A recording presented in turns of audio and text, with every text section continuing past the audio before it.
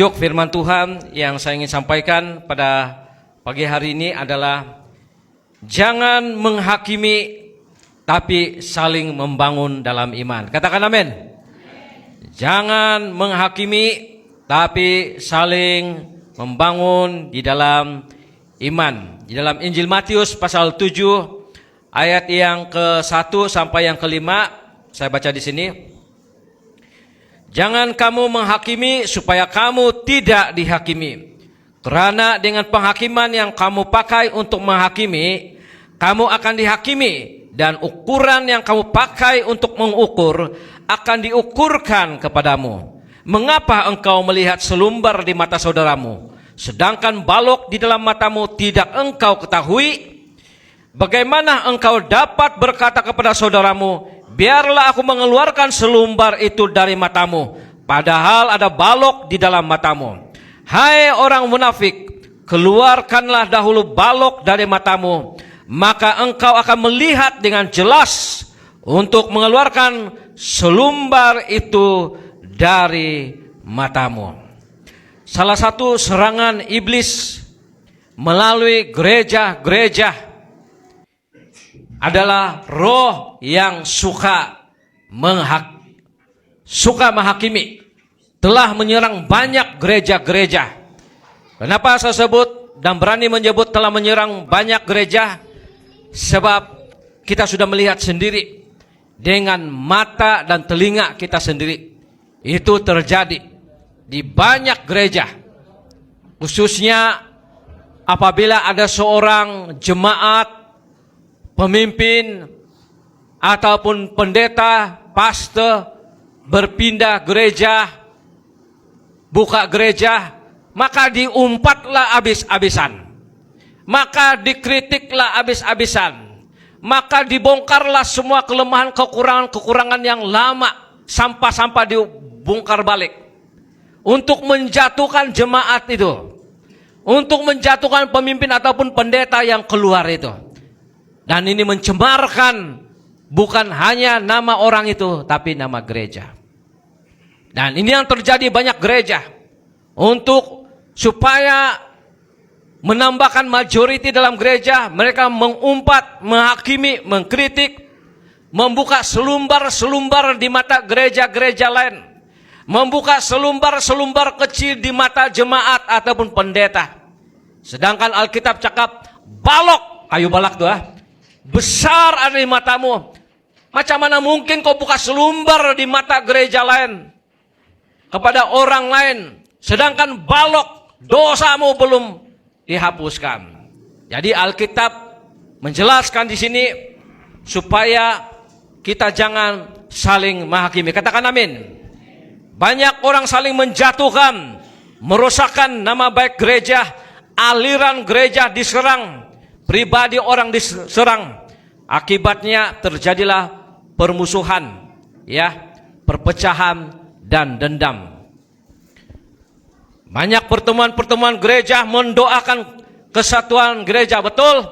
Mari kita berkumpul, kita berdoa untuk kesatuan gereja. Tetapi di saat yang sama mereka saling menghakimi, para pendeta, pastor saling mengumpat, mengkritik di kedai kopi, di meja-meja pertemuan doa. Setelah aminkan doa kesatuan itu, mereka saling memburukkan denominasi pendeta-pendeta yang lain. Ada satu tempat, saya tidak sebut di mana, hampir 20 tahun yang dulu saya menginjil seorang pemudi. Dia sudah terima Yesus di gereja lain. Dia bersaksi, dia berkata, pastor, di gereja kami ada gangguan Pontianak. Pontianak itu kuntilanak dari gereja ke gereja di kawasan itu. Tidak sebut nama gereja. Dan dia cakap, gereja kami saling bermusuhan di antara kampung yang sebelah punya gereja. Saling bermusuhan padahal satu denominasi. Karena saling bermusuhan, kalau jemaat yang gereja seberang itu, sebelah itu mau limpas di jalan raya mereka akan halang, tutup itu jalan. Karena permusuhan sahaja. Karena saling menghakimi. Akibatnya Karena saling dendam, menghakimi, roh jahat kuntilanak pun ada dalam gereja. Wah, bahaya kan, bukan Roh Kudus lagi. Kalau saling menghakimi, maka roh-roh yang lain boleh datang dalam gereja. Dan mereka ketakutan sebab nampak kuntilanak. Ya, bercakap lagi. Jadi itu membahayakan. Banyak aliran gereja mengaku kami yang benar, ajaran kami yang benar, aliran kami yang benar, kamu salah. Bahkan ada banyak khotbah-khotbah di YouTube menyerang pendeta. Kamu lihatlah di YouTube sekarang, banyak membosankan khotbah, saling menyerang pendeta. Ini disebut lagi nama pendeta, menyerang aliran gereja, ya, menyerang bahasa roh, menyerang tepuk tangan, menyerang angkat tangan, menyerang gereja ada drum, ya, menyerang gereja yang ada rebah-rebah, jatuh-jatuh semua itu, ada ketawa-ketawa, saling menyerang. Alkitab berkata, buka dulu balok di matamu sebelum, ya, mengambil selumbar di mata orang. Nah, ini banyak terjadi kan? Saling mengkritik, saling menghakimi. Jemaat tidak dibangunkan. Alkitab berkata, bagaimana engkau membuka selumbar di mata saudaramu, ya, dan aliran gereja lain, sedangkan di gerejamu sendiri dan di dalam hidupmu masih terdapat balok. Balok itu kayu balak, balok dalam bahasa Indonesia, ya. Kayu balak, macam di Facebook saya bergambar tuh kan, kayu balak besar, di Tambunan ada itu, ya. Kalau tidak tahu apa itu kayu balak, pergi Tambunan, pergi Sinso, taruh di mata kau, boleh masuk kan tidak? Nah, begitulah besarnya dosa kita, besarnya pelanggaran kita berbanding dengan orang lain yang kita hakimi itu. Ya. Karena Tuhan tidak mau kita saling menghakimi karena kita sama-sama ada kekurangan. Sama-sama ada kelemahan. Kau pindah gereja manapun, tetap ada kekurangan. Tetap ada kelemahan. Macam suami istri juga. Amin. Jadi kita diminta untuk belajar, ya, supaya jangan mengeluarkan kata-kata yang negatif. Saya terus terang, kita ada beberapa jemaat, 2 orang jemaat bekerja di Sandakan pada waktu dulu, ya. Saya sengaja sebut ini supaya semua orang tahu. Saya tidak sebut nama gereja. Kita punya jemaat bilang, pastor, di mana gereja yang sesuai untuk kami beribadah. Jadi saya sarankan mereka pergi di gereja ini yang lahir baru. Sangat mengecewakan, setelah kebaktian itu selesai, pendeta, pastor itu jumpa jemaat kita dan memburuk-burukkan pendeta lain. Ya, jemaat itu berkata, pastor, kenapa itu gembala di sana? Saya datang beribadah, dia kasih buruk-buruk pula orang lain. Saya bilang, jangan kau pergi gereja itu lagi. Pendeta selepas khotbah patut second kan, berdoa, hai kamu dari mana? Ya, ini terus kasih buruk-buruk gembala gereja lain. Itu tidak betul. Buka dahulu balok di matamu sebelum membuka selumbar di mata orang lain. Amin.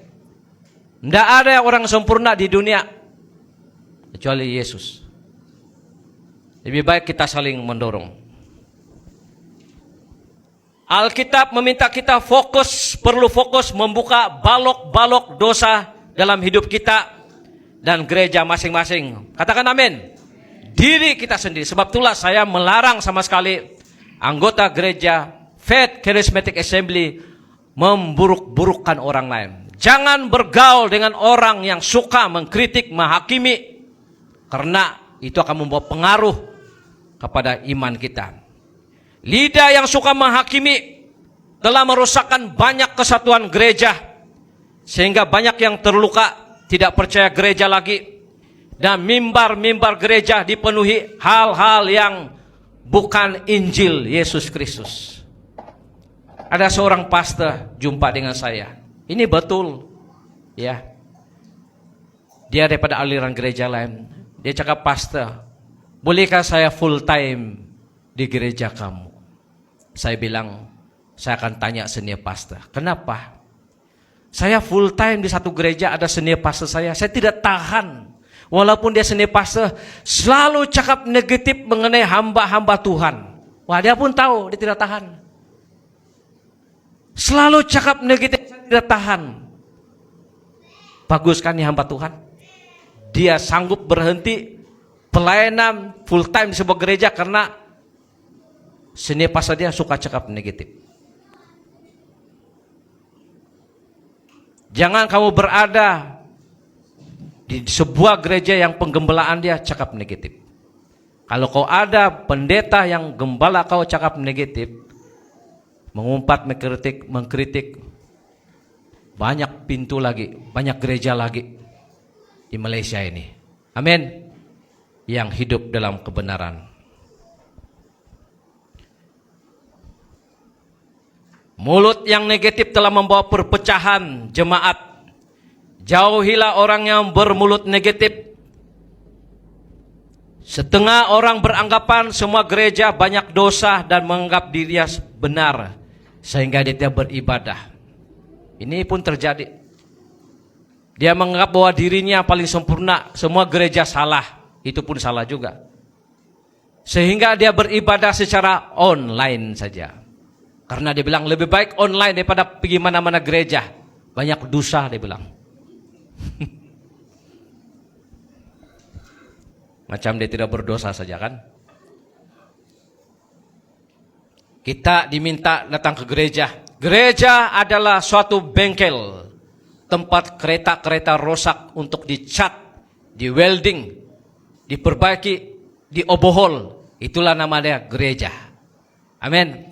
Jadi kalau kau datang di gereja Faith Charismatic ini, masih ada orang lagi yang kamu nampak ada kekurangan, ada dosa, jangan terkejut. Karena banyak orang cakap begini, hei, bukankah gereja itu kudus? Hei, bukankah gereja itu baik-baik orangnya? No, mungkin lebih banyak orang berdosa di sini pada di luar. Orang berdosa perlu datang di gereja karena di gereja mereka diubah. Katakan amin. Di gereja mereka akan diubah. Kalau saudara, bapak, ibu datang ke sini, masa kamu paitung-paitung muka kamu di rumah? Cakap di cermin, saya bukan orang benar. Saya orang berdosa. Oleh karena saya orang berdosalah, saya mau ke gereja.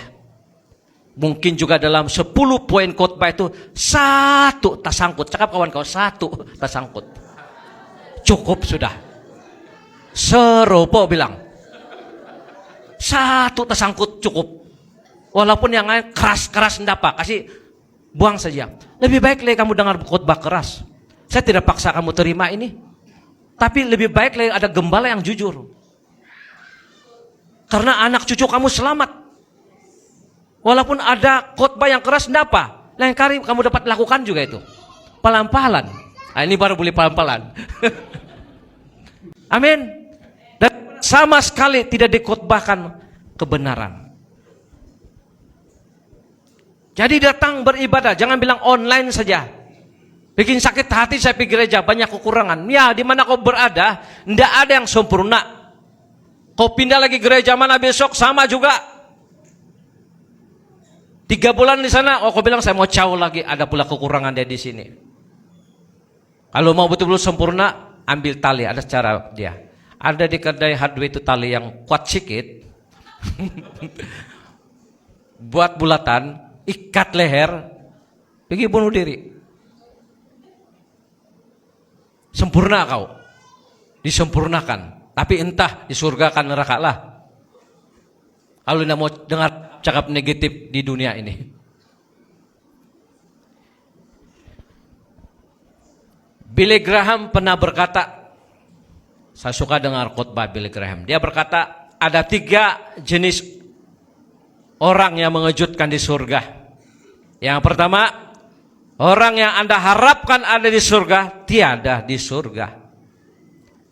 Orang yang Anda harapkan ada di surga, tiada di surga.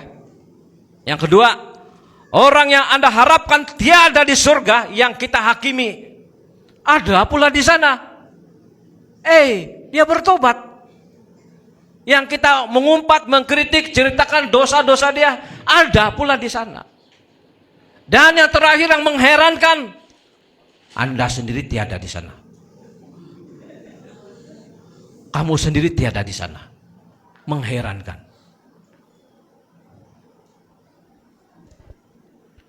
Daripada menjatuhkan, menghakimi, lebih baik kita menunjukkan kebenaran kepada orang berdosa. Amin. Saling menguatkan. Tunjukkan tauladan. Gereja, pendeta perlu menunjukkan tauladan. Ucapanmu, kata-katamu adalah yang mendorong. Amin. Waktu saya masih bujang di gereja lama, saya pernah sampaikan ini. Ya, cerita ilustrasi seorang pastor daripada Singapura. Dia datang di gereja yang lama. Dia buat ilustrasi yang saya tidak pernah lupa. Dia cakap begini. Di Singapura ada bukit yang disebut Bukit Harimau. Nggak tahu di Singapura di mana lah. Tapi pendeta ini daripada Singapura. Dia bilang setiap tahun ada ramai orang buat seminar di bukit itu. Orang Kristen, orang duniawi buat camp keluarga, buat seminar. Tapi yang heran, itu harimau bunuh orang Kristen. Orang duniawi dia tidak bunuh. Dia heran, kenapa orang Kristen yang kena bunuh? Kenapa orang yang belum mengenal Tuhan tidak kena bunuh itu harimau? Lalu satu waktu ada rombongan pastor dari gereja karismatik bersama jemaat dia lah buat family camp keluarga. Waktu mereka sedang rancak pujian penyembahan semua, tiba-tiba si harimau ini, penjaga bukit ini datang dan memakan habis jemaat-jemaat yang dalam camp keluarga itu. Last itu gembala belum kena makan, dia makan dulu tuh jemaat. Tapi yang heran dia, itu harimau kasih tinggal mulut saja. Lalu ini harimau mau terekam ini pendeta. Itu pendeta bilang, harimau tunggu dulu, sebelum kau makan saya ada satu pertanyaan. Harimau bilang, apa itu? Saya mau tanya, kenapa kau makan, bunuh semua orang Kristen selama ini, sampai jemaat pun kau bunuh, tapi kau kasih tinggal mulut saja. Dia bilang, saya tidak mau makan mulut orang Kristen, jahat, banyak mengumpat. Halo? Harimau bilang, saya tidak mau makan mulut orang Kristen, banyak jahat. Harimau pun pandai, Bila kita mulai mengumpat, mengkritik, menghakimi, ingat cerita ini. Sebelum dimakan harimau.